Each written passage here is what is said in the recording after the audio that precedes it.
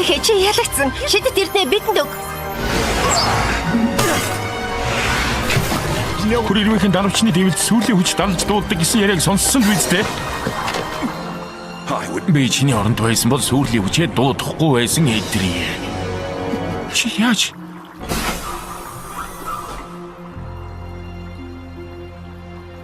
Хийж үдээ.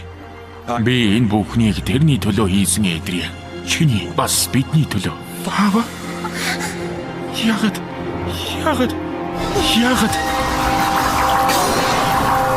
Битгий. Яагаад?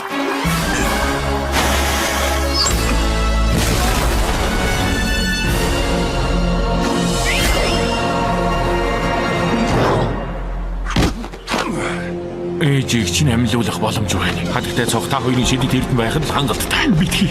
Одоо ингэ зогсооч дээ. Үгийн сонсох хэрэггүй. Аимшигтай үр дагавар гарна гэдгийг чи сайн мэднэ. Чамд хайртай нь үнэн бол ээжийг аврахад чинь саад болох ёсгүй. Болоод одоо болно хангалттай. Сагамура. Би чамд сүүлийн агуу их хүч өгч байна. Бид хатагтай цогоос шидэт эрдэнийн булан авч ээжийг чинь эргээд амьлуулна. Тушаадаг. Хатагтай цохоо намайг уучлаарай. Бөөмийн шидэт эрдэнийн булаагаад ав. Болохгүй Эдрийн хамаг хүчээрээ эсэргүүцэх хэрэгтэй.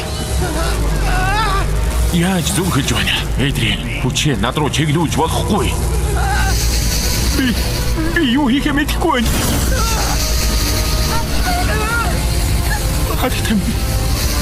Ханхуу минь.